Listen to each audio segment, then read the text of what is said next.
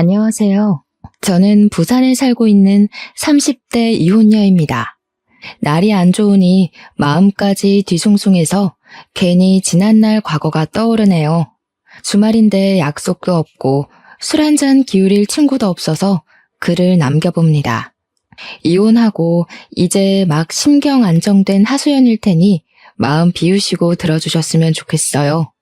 저는 이혼 가정에서 자란 남자를 만나 결혼했었습니다. 남편은 저보다 6살이 어린 30대 연하였어요. 남편이 고등학교 때 시부모가 이혼했다고 했고 남편이 대학을 졸업할 때쯤에 시부가 죽었다고 했어요.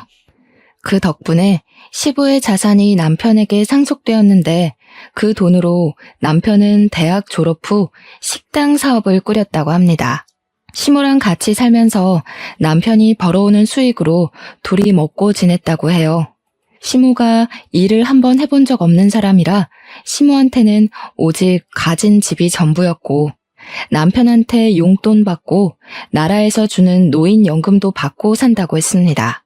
어찌 보면 이혼 가정이었던 것 치고 홀로 벌이하는 것 치고 잘 먹고 잘 살았다고 말할 수 있는 형편이었어요.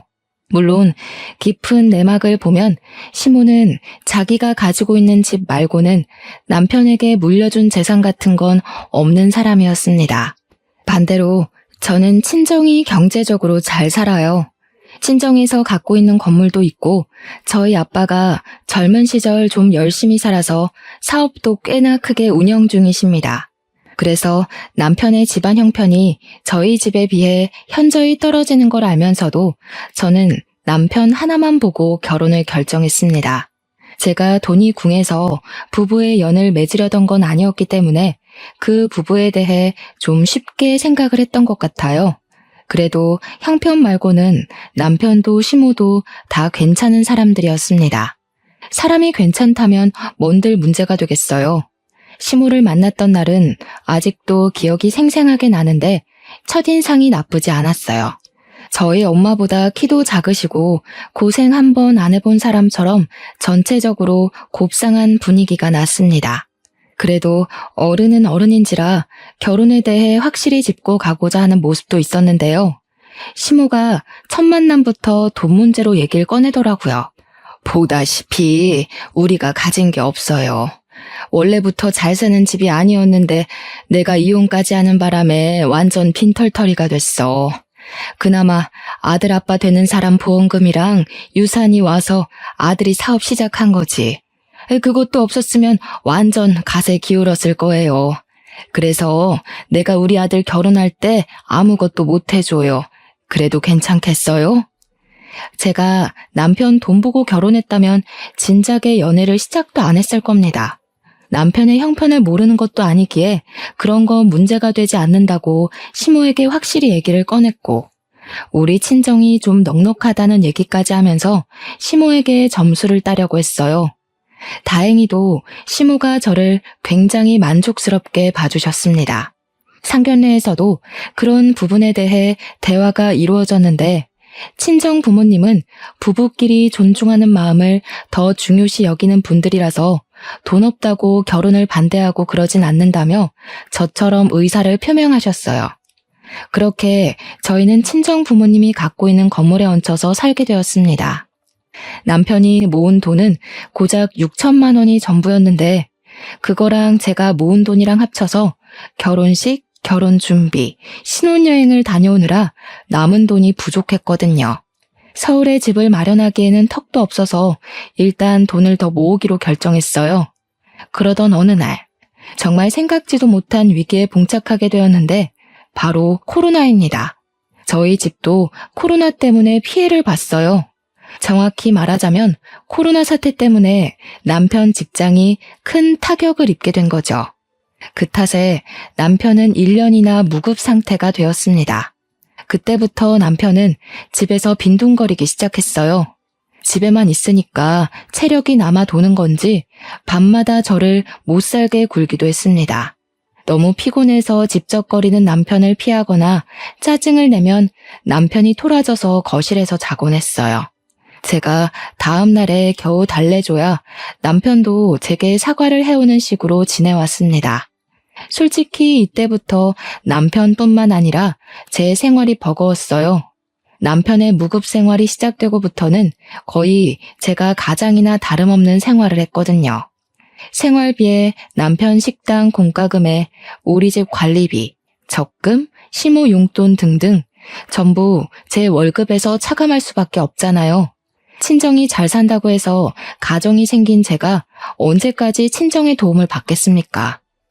이미 집도 친정에서 관리비 제외하고 공짜로 살게 해주고 있는걸요.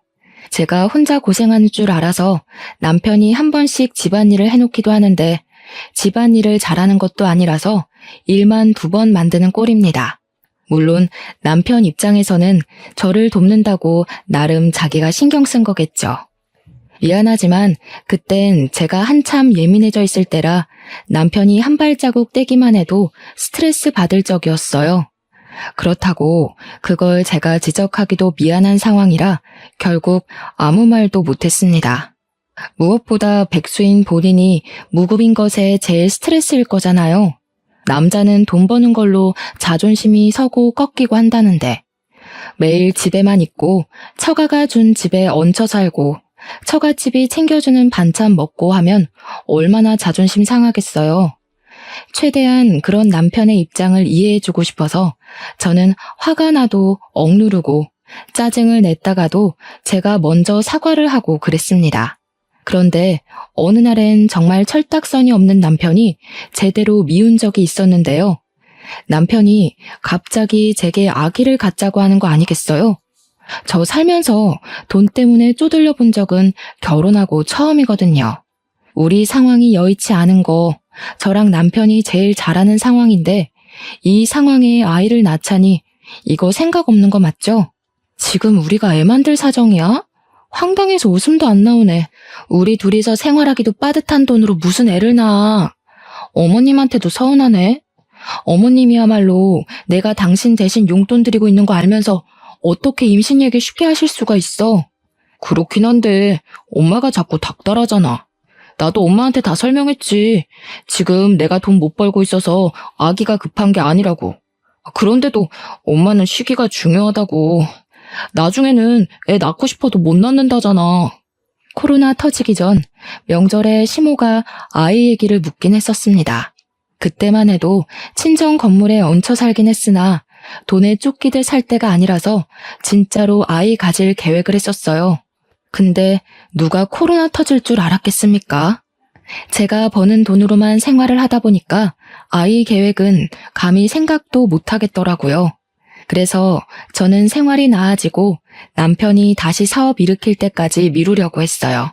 그러나 코로나는 1년이 넘어도 잠잠해지긴커녕 더 박차를 가해 심해지기만 하더군요. 명절날 어디 가지도 못하게 뉴스까지 방송해주는 거 아닙니까? 그때는 남편이 일찍 문 닫기를 잘한 거라고 생각은 했지만 코로나가 끝이 있긴 할까? 그런 고민을 많이 했었어요. 어쨌든 그 시기에는 저희도 시댁이랑 바로 같은 건물에 살고 있는 친정조차 찾아가지 못했습니다. 친정에 전화드리고 시댁에도 안부 전화만 드렸었죠. 그때 시모가 제게 아이 얘기를 직접 했었는데요. 너도 나이가 있잖니. 이러다 좋은 세월 다 가겠어. 남들보다 늦게 출발했으면 얼른 서두를 생각을 해야지. 태평해도 너무 태평한 거 아니니? 다른 며느리들은 첫 임신 미뤄봤자 30대지만 너는 미루면 40이잖아. 네, 누구보다 제가 제일 잘 알죠. 그런데 아시다시피 저 혼자 벌이야 하잖아요. 제가 애 가지면 돈은 누가 벌어요?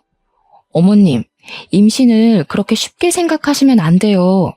옛날이야 낳고 보는 거였을지 몰라도 요즘은 형편 안 되면 안 낳아야 된다는 계산이 되는 시대라고요. 어머머, 그래서 지금 안 낳겠다는 거냐? 친정에 좀 산다면서 그런 게 뭔 걱정이니? 애 낳고 몸 회복될 때까지만 친정에 손 벌렸다가 다시 직장 복귀하면 되지. 너 일 가면 내가 애 봐주러 갈 수 있는 거고. 젊은 애들 같으면 빠릿빠릿하게 어른 도움 이용할 텐데 수더분한 것도 적당해야 이쁜 거야. 속 터져서야 원. 솔직히 너무 대책 없는 소리라고 생각했습니다. 그러니까 저더러 애 낳는 돈을 친정에 빌려서 얼른 출산하고 몸 괜찮아지면 다시 돈 벌어서 친정한테 갚아줘라. 그 소리잖아요. 어른들 도움을 이용하라는 것도 웃겼어요. 마치 현명한 척 말씀하시는데 어른 이용하는 며느리나 딸이 얼마나 영악한지 모르고 하는 소리 아닙니까? 실제로 그렇게 이용당하면 버르장머리 없다고 뒷말할 거면서. 물론 저 또한 애가 갖고 싶긴 했어요. 제 인생에서 애 없는 딩크의 삶은 생각해 본 적이 없거든요. 시모 말이 강압적이고 생각 없게 들리긴 했지만 자꾸 시기를 미루면 더 힘들어질 것 같은 생각은 들었습니다. 근데 이쯤에서 의문이었던 건 사실 저랑 남편은 결혼하고 단 한 번도 피임을 한 적이 없다는 거였어요. 그런데도 임신 소식이 없었다는 건 문제가 있다는 생각이 문득 들었습니다. 남편한테 아기 얘기를 하면서 피임 부분까지 물었더니 남편도 그 부분에서 의아해하긴 했어요. 저희는 평생 아이 계획이 없는 사람이 아니기 때문에 미래를 위해서 함께 산부인과를 가게 되었습니다. 검사를 했더니 조금 당황스러운 사실을 알게 되었어요. 저는 임신에 문제가 없었으나 남편 정자가 안 좋아서 임신 가능성이 희박하다고 하는 것 아니겠습니까? 저랑 남편이 충격받아서 아무 말도 못하고 있자 의사는 그렇다고 임신 확률이 전혀 없는 건 아니라고 위로해 주더군요. 이런 부부가 덜어 있는데 대부분이 체외 수정을 하기도 한다고 해서 저는 고민을 많이 했습니다. 근데 나이가 더 들면 체외 수정 가능성마저 줄게 될 거라는 의사 말에 크게 흔들렸어요. 남편은 이미 시험관 시술에 동의하는 얼굴을 하고 있었고요. 그러나 걸리는 게 있다면 바로 돈 문제였습니다. 솔직히 남편 무급인 것도 힘든 상태였고 제 돈으로만 모으고 쓰고 하는 것도 버거운 사정이었는데 이 상황에 시험관 비용까지 보태어지면 앞길이 더 막막할 것 같았거든요. 이 부분을 제가 친정 부모님과 의논했더니 친정 부모님은 제게 왜 혼자 앓고 있었냐고 직접 돈을 대주겠다고 해주셨어요. 이미 집도 혼수도 차도 친정 부모님의 손을 빌렸는데 시험관까지 부탁하는 것이 너무 죄송해서 차마 저만 결정을 못 내리고 있었습니다. 그 시점에 남편이 시모에게 제 사정을 얘기한 건지 시모한테서 연락이 왔는데요. 예, 애 낳으면 내가 돈 줄 테니까 시험관 그거 해라. 돈 때문에 고민하는 거라며. 뭘 그런 문제로 쓸데없이 시간 버리고 있어? 네? 어머님이 돈이 어디 있어서요? 시험관 비용 한두 푼 되는 거 아니에요. 솔직히 이런 말씀까진 안 드리려고 했는데 어머님도 지금 생활비 없어서 저한테 탓쓰시잖아요. 어떻게 돈을 대주시겠다는 건데요? 너는 여태 나를 거지로 보고 있었니? 시험관 비용 대준다고 했다가 내가 아주 못 들을 소리를 다 듣는구나. 긴 말하긴 귀찮고 그냥 그런 줄 알고 당장 시험관 해봐라. 시모는 확신에 찬 말로 저를 강압적으로 설득했습니다. 시모가 그동안 꽁쳐둔 돈이 있는 건가, 뭐 때문에 저렇게 확신이 있나 의문이 많이 들었어요. 그렇지만 문득 저도 시댁에 뭐 하나는 받고 싶더라고요. 제 친구들은 시집 갈 때 시댁에서 집 해주거나 혼수를 받는다는데 저는 받은 게 없잖아요. 물론 남편 형편을 알고 제가 받아들였던 부분이기 때문에 따로 받고자 기대했던 건 아니지만 남편이 백수가 될 줄은 정말 몰랐거든요. 그렇다 보니까 사람 마음이라는 게 참 이기적으로 변하더라고요. 이제는 뭐가 되었든 저도 시댁 도움 좀 받아보고 싶었어요. 그래서 고민 끝에 시험관에 도전하기로 결정을 내렸습니다. 친정 부모님한테는 시모가 도와준다고 해서 따로 경제 지원은 받지 않았어요. 대신 친정 부모님이 제 곁에서 격려를 많이 해줬습니다. 음식이라든지 살림이라든지 직접 저희 집에 와서 도와줬어요. 시모는 진짜 돈만 해주고 코빼기도 안 나타나더라고요. 어쨌든 시모가 돈을 대주는 건 감사한 일이었으니 연락을 넣어 한 번씩 안부랑 감사 인사를 전했습니다. 물론 그마저도 전화는 안 돼서 문자로 했지만요. 양가 식구들 모두가 응원하던 저희 부부의 시험관 도전은 결코 쉬운 길이 아니었어요. 힘들다는 말만 들었지 더럽게 힘들더라고요. 자꾸 실패해서 돈은 돈대로 들고 몸만 지쳐갔습니다. 그러던 한날에는 너무 피곤한 탓에 친정집에서 밥을 먹고 실수로 잠이 들어버렸어요. 잠깐 소파에 누웠을 뿐인데 그대로 골아떨어진 거죠. 새벽에 깼을 때야 남편이 먼저 집에 가버렸다는 걸 알았어요. 친정 부모님이 건물 꼭대기에 살고 있었고 우리는 그 아래 2층 살고 있어서 엘리베이터만 타면 되는 거리였거든요. 친정 부모님 말로는 남편이 저더러 여기서 편히 자라고 하고 두고 갔다 합니다. 엄마가 중간에 깨서 얘기해줬는데 저는 내일 출근도 있고 해서 엄마한테만 인사하고 집으로 내려갔어요. 도어록을 따고 들어갔는데 안방에 남편이 없었더라고요. 그새 어딜 갔나 하는 순간 화장실 쪽에서 소리가 들려 가봤습니다. 문 밖으로 담배 냄새도 솔솔 났고 남편 목소리도 들렸어요. 이 자정에 누구랑 연락을 그렇게 하나 엿들어봤다가 아주 기가 막힌 사실을 알게 됐지 뭡니까. 이래서 나이 많은 여자는 아무짝에 쓸모가 없는 거다. 어떻게 만나도 아래로 6살이 아니라 위로 6살을 만난 거니? 남들한테 쪽팔려서 며느리 자랑도 못하겠네. 네가 어디가 모자라서. 아휴, 내 입만 아프지. 엄마가 결혼 안 된다고 더 밀어붙였어야 했는데 다 내 탓이야. 아, 몰라. 노산이니까 어쩔 수 없지. 어차피 늙은 여자랑 결혼해버린 거 그런 것쯤은 엄마가 그냥 이해 좀 해. 근데 시험관 비용은 왜 엄마가 되겠다고 한 거야? 그것도 처가에서 해줄 생각이던데. 듣자 하니 남편은 시모랑 통화를 하는 것 같았습니다. 근데 대화 내용이 좀 이상했어요. 임신 문제는 남편한테 있어서 착상이 잘 안 되었던 건데 남편도 시모도 임신의 문제를 제 탓하고 있었습니다. 애초에 남편이 제 탓으로 말했기 때문에 그런 거겠죠. 너무 황당해서 대화 내용을 끝까지 다 안 듣고 화장실 문을 열어버렸어요. 담배 냄새가 확 나면서 남편이 소리를 비명을 질렀습니다.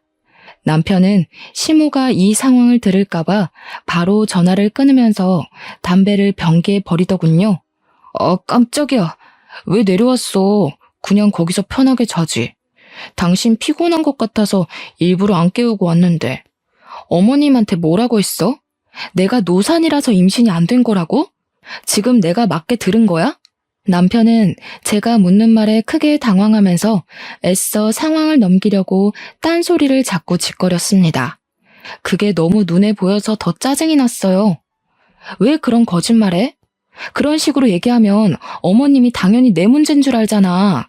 그렇게 내 탓처럼 얘기해버리면 어머님이 날 어떻게 생각하겠어?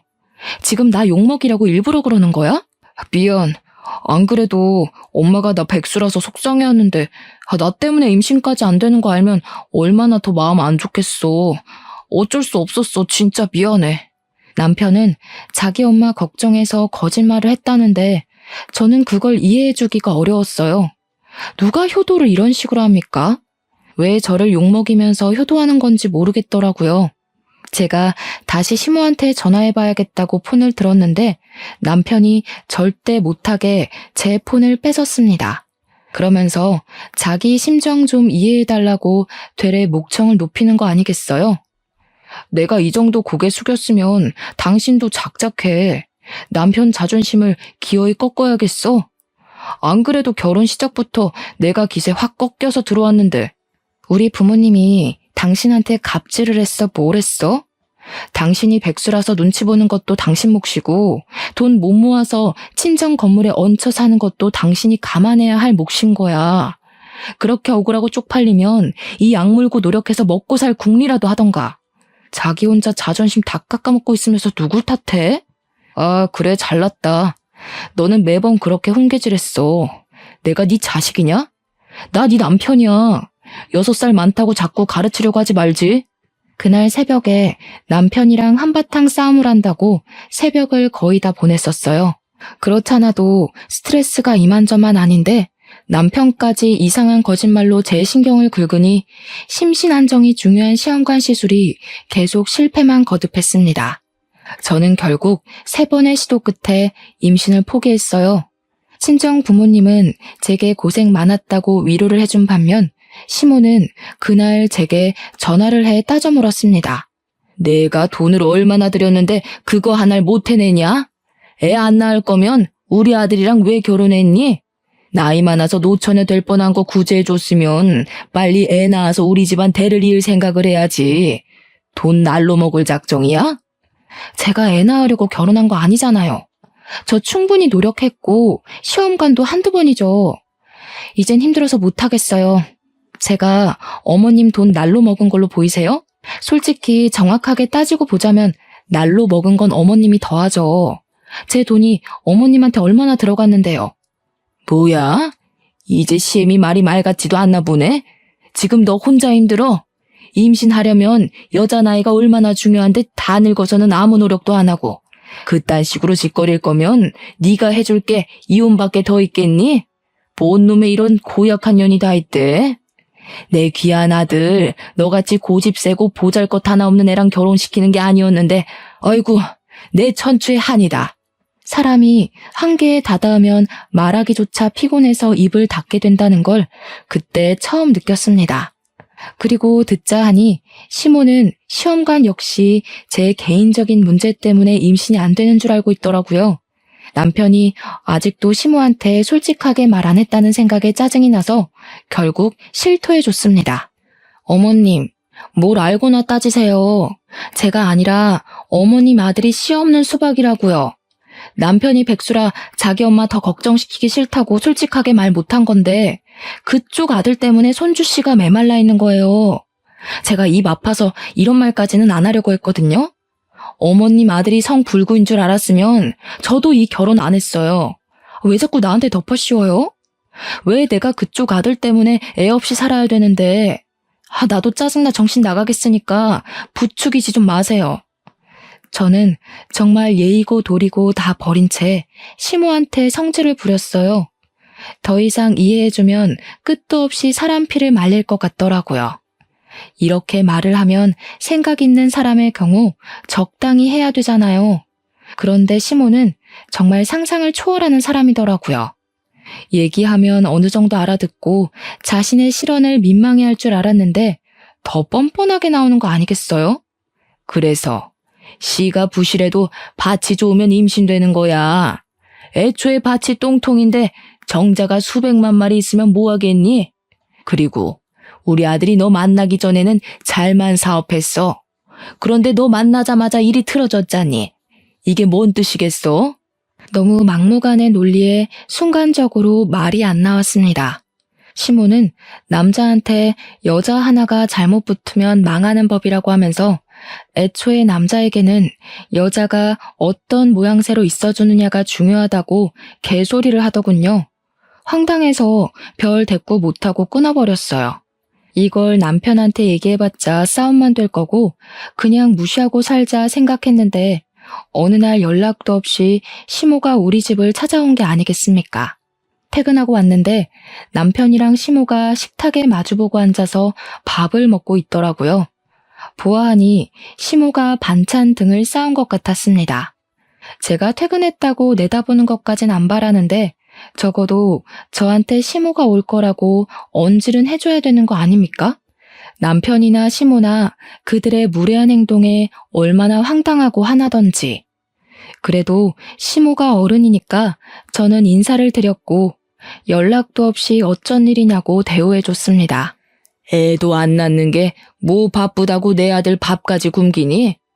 집에 하나 있는 여자가 신랑을 개 취급하는데 남편이 제 몫을 하겠어? 말씀이 지나치시네요.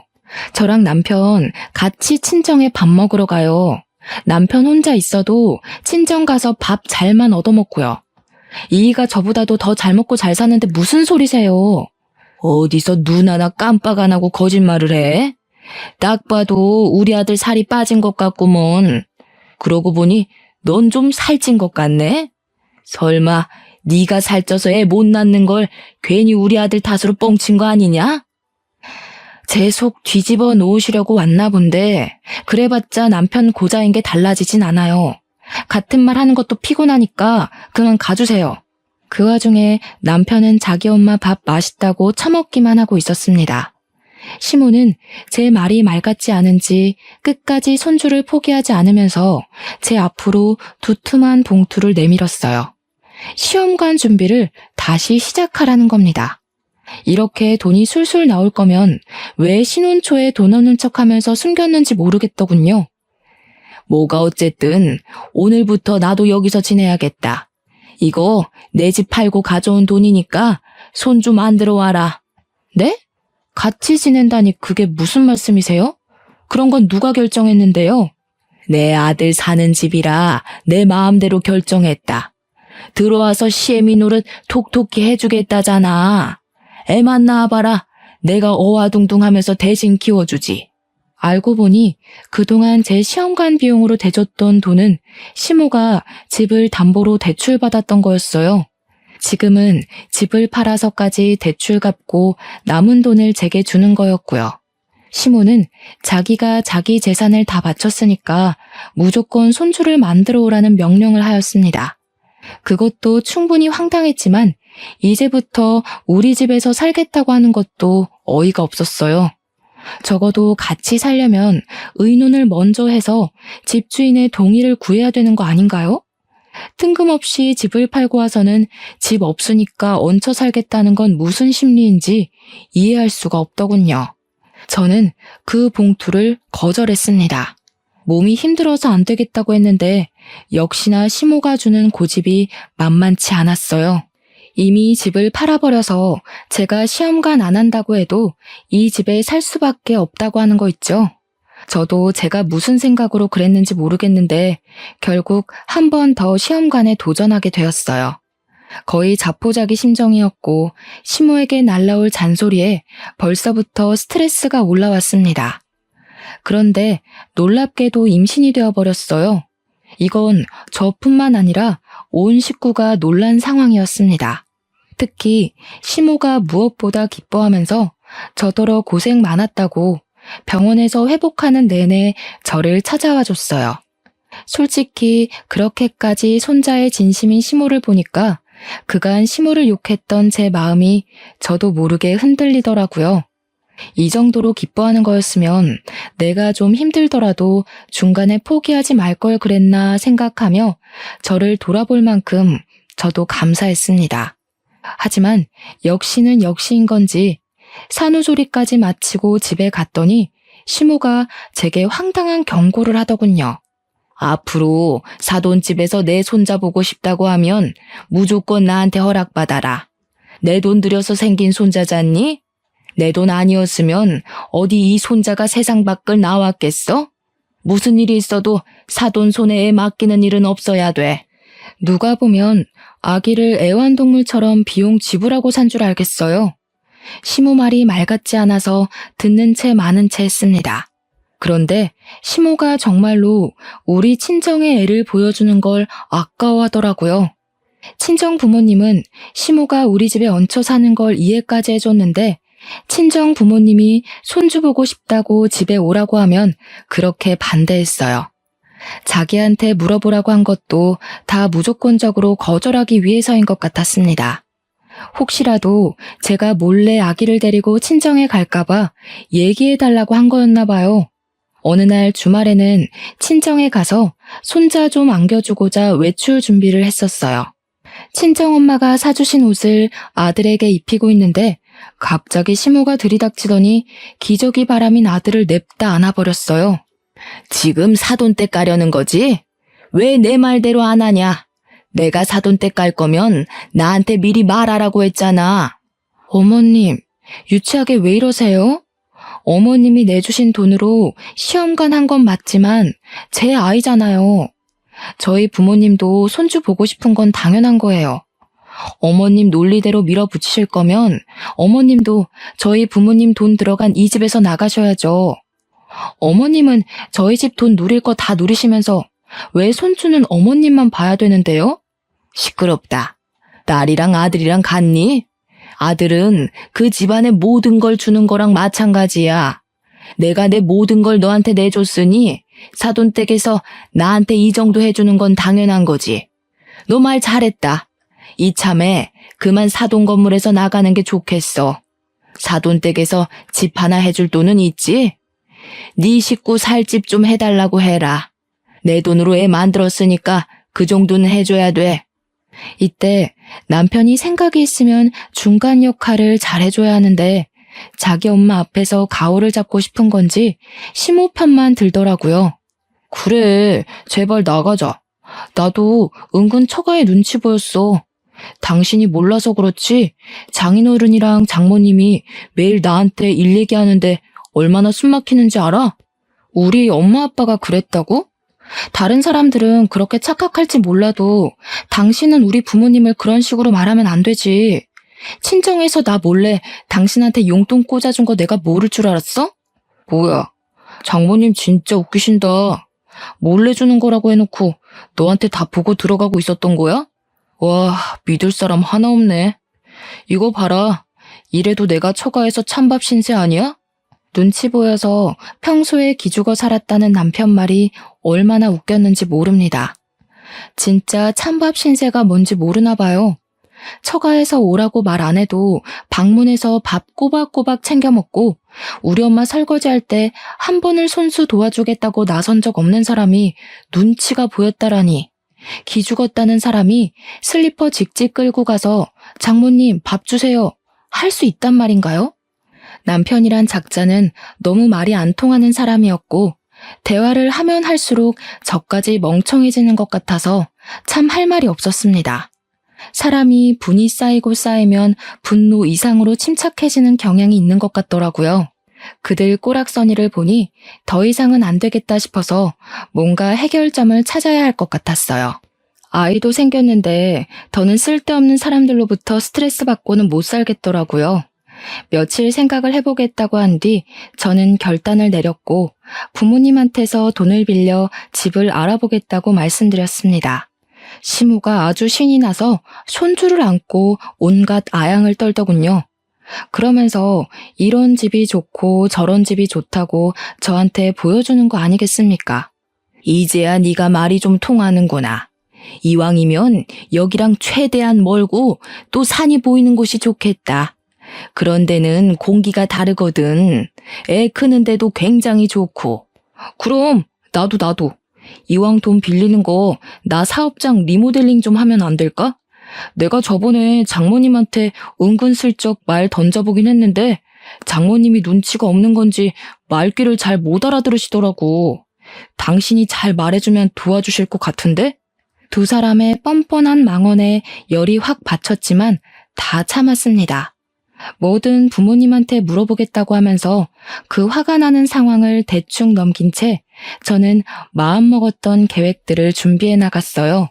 그리고 제가 알아서 집을 매매했을 때 그들에게 이사갈 준비하자고 공표했고 실제 이삿집 센터 불러 짐을 다 빼버렸어요. 그 와중에도 시모랑 남편은 먼저 1층 트럭으로 이동해 차에 앉아 있었습니다. 이 순간까지도 일 안 하고 그저 몸만 편안하려고 하는 두 사람이 얼마나 꼴보기 싫었는지 몰라요. 두 사람의 짐만 밑에 있는 트럭으로 내려보내는 사이 저는 제 아들과 함께 그대로 본가에 올라갔습니다. 그리곤 아들을 친정 부모님 손에 맡긴 후 친정집으로 우리 집 혼수를 다 드렸어요. 남편이랑 시모가 타고 있는 트럭에 실린 물건은 제 것이 아닌 옷가지와 쓸모없는 가구, 버릴 예정이었던 생필품뿐이었어요. 저는 남편한테 전화해서 트럭에 다 못 타니까 먼저 출발하라 그랬고 도착하면 짐 좀 내려달라고 했습니다. 남편은 기세 좋게 자기한테 맡기라며 든든한 남자인 척 하더군요. 그렇게 떠나보낸 트럭을 보면서 저는 마지막 작별 인사를 고했네요. 그리고 한 60분 뒤였어요. 남편한테서 전화가 왔습니다. 여보, 여기 좀 이상한데? 오르막길 엄청 올라왔더니 이상한 초가집 앞에다가 내려줬어. 사고가 있는 것 같아서 물어봤는데 너한테 전화해보라는 말만 하네? 당신 지금 어디야? 초가집? 잘 갔네. 거기 맞아. 대충 그 안에 들어갈 물건들만 실어서 보냈는데 어때? 자연 친화적이고 좋지. 어머님도 산 보이는 곳에 가고 싶다 했잖아. 그래서 산 중턱에 있는 초가집으로 샀어. 당신이랑 당신 엄마는 이제 그곳에서 쭉 지내면 돼. 제가 계획했던 사실은 그들을 저 먼 곳에 내다 버리는 거였어요.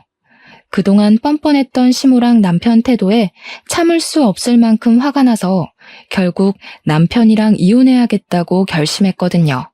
그 마음이 제가 이렇게 몰래 계획을 세우도록 만들었네요.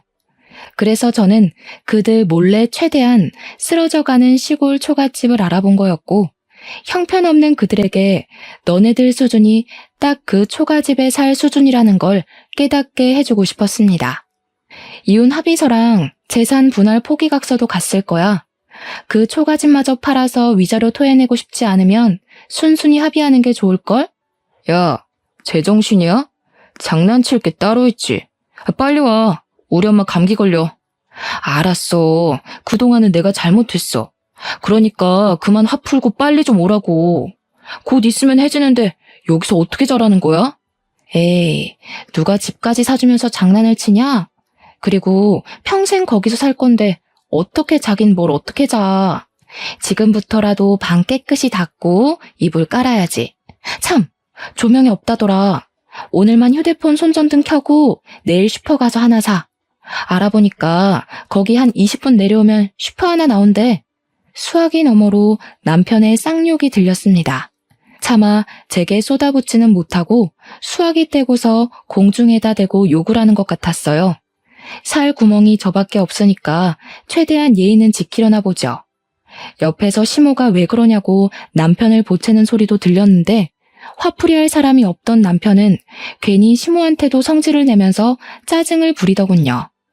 한참 그러다가 다시 휴대폰에 대고 성질을 숨긴 채 제 마음을 돌려놓으려고 했습니다. 여보, 진짜 내가 잘못했어. 당신이 어느 부분에서 화가 난 건지 모르겠는데 나 당신밖에 없는 사람인 거 알잖아. 우리 엄마랑 같이 살아야 돼서 그래? 그럼 내가 엄마 쫓아낼게. 그것도 아니면 내가 처갓댁에 함부로 찾아가서 그래? 이제 절대 안 갈게. 내 손으로 밥 해먹고 빨래도 할게. 야, 이게 지금 무슨 소리를 하는 거야? 엄마는 쫓아내다니. 체면 상하게 며느리 앞에서 그런 소리를 왜 해? 엄마 하는 말 신경 쓰지 마. 내 말이면 별도 따주는 사람이니까. 여보, 나한테는 우리 엄마보다 당신이 더 필요해. 당신 눈에 거슬리는 단점 다 고칠 테니까 제발 용서해줘. 그런다고 개버릇 어디 가겠냐? 그동안 호구 하나 물었다고 얼마나 좋아했을까. 너네 엄마도 그렇고 너도 그렇고. 어쩜 그렇게 양심이 없는지 모르겠네. 정도를 모르고 나대면 그런 꼴 나는 거야. 내가 이런 것까지 알려줘야 되겠어? 나 분명 애는 하나 낳았는데 자식이 둘인 기분이 들더라고. 야, 아무리 그래도 그렇지 사람 자존심은 짓밟으면 안 되지. 네가 날 애 취급하니까 내가 더 애처럼 굴었던 거 아니야. 고작 6살밖에 차이 안 나는 게 겁나 어른인 척하네. 나라고 너랑 살면서 안 갑갑했을 것 같아? 듣자 하니까 진짜. 역시 넌 네 분수에 맞는 환경이 잘 어울린다. 빈털터리로 쫓겨나서 고생 좀 해봐야 뭘 잘못했는지 알 것 같아서 돈 좀 썼어. 참, 너네 엄마한테 말 좀 전해줘. 네 아들 만들 때 보태준 돈이 그 초가집에 쓰인 금액이랑 같다고. 그러니까 어머님이 돈 주신 거는 그 쓰러져가는 초가집이랑 퉁치는 거라고 전해줘. 안 그래도 옆에서 제 말을 들었는지 시모가 뭐라 언성을 높이고 있었습니다. 집중해서 들어보니 시모가 남편 휴대폰을 뺏어서 저한테 따지려고 하자 남편이 그걸 막는다고 실랑이가 벌어진 것 같았어요. 교양 없는 건 저도 마찬가지지만 시모랑 남편은 참 답이 없는 것 같아요. 저는 그런 시모에게 들으라고 일부러 크게 말했습니다. 돈 핑계로 제 아들한테 들러붙을 생각 마시고 그 초가집에 살면서 열심히 양육비나 보내주셔요. 심심하면 개 한 마리 키우시던가요. 있는 아들이 개 같으니까 굳이 개는 필요 없으려나? 어쨌든 그쪽들이랑 그동안 가족이었던 건 그저 불운으로 이해하고 넘길게요. 남의 재력에 기대 살 생각 마시고 사이좋게 돈 벌고 모아서 얼른 이사 가셔요. 그 두 사람을 본 건 낮에 트럭한테 인사하고 보냈을 적이 마지막이었습니다. 제 인생에 이혼이란 오점은 없어야 된다고 생각해서 솔직히 웬만하면 그 둘을 참고 살려고 했어요. 근데 이혼해보니까 확 느껴지더라고요. 서류상의 이력과 사회적 편견은 남겠지만 적어도 집에 가기 싫진 않겠구나. 나도 집에서 쉴 수 있겠구나 하는 편안한 마음이 말입니다. 제가 하고 싶은 말은 이혼을 종용할 생각은 없으나 이혼이란 선택지가 나쁘지 않다는 걸 말씀드리고 싶었어요. 어쨌든 그 두 사람을 떼어나고 난 후부터는 제 인생이 바로 오르막길을 타게 되었어요. 그런 와중에 딱 하나 문제가 있었는데요. 제 인생의 문제는 오직 시모랑 남편밖에 없거든요. 역시나 그 둘이 제 골치를 아프게 만들었는데 두 사람이서 저의 이혼 통보를 인정하지 못해 이혼 합의가 계속 미뤄지고 있었다는 겁니다. 제게 그들은 최대한 빨리 떨쳐버리고 싶었던 인연이었던지라 대충 끝낼 수 있는 합의 방향으로 가려고 했던 거거든요. 그런데 계속 이렇게 질질 끌 거면 소송하는 것과 다를 바 없을 것 같아서 할 수 없이 그들한테 연락이 올 때마다 소송 얘기를 꺼내줬습니다.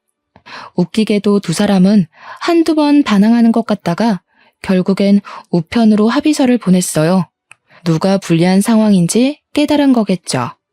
전 남편은 그간 제게 용돈을 받고 살았었는데 제가 카드를 진작에 정지해버렸더니 여기까지 올 차비가 없어서 그런가 찾아오진 않았어요.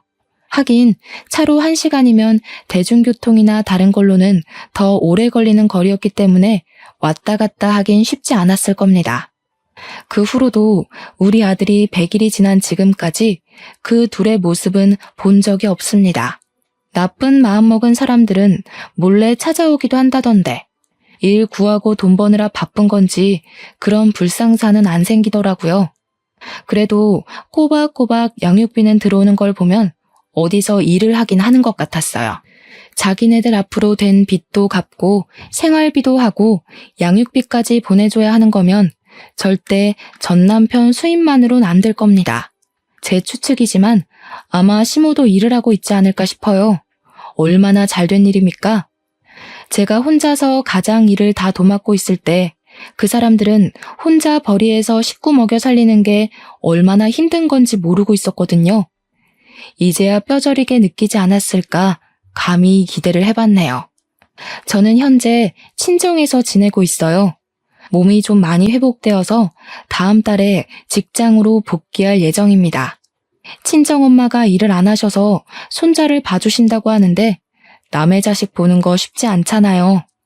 그래서 제가 더 부모님 모시고 여행을 간다든지 용돈을 준다든지 신경을 많이 기울이고 있습니다. 부모님은 그저 자식에게 뭘 받는 걸 미안해하셨지만 부모 자식을 떠나서 함께 사는 식구고 같은 어른이라면 서로가 서로를 존중해줘야 된다고 생각해요. 한쪽만 희생하는 가족은 오래 행복하기 힘들거든요. 여러분들도 가족이라고 뭐든 다 괜찮겠지 라고 생각하지 마시고 가족이라서 뭐든 더 배려하고 존중하는 마음으로 지내셨으면 좋겠습니다. 우리가 가장 오랫동안 사이좋게 지내야 할 대의는 사회에서 만난 사람들이 아니라 바로 우리 곁에 있는 가족이라는 걸 꼭 기억하셨으면 해요. 말이 길었습니다. 제 사연 들어주신 모든 분들 감사드려요.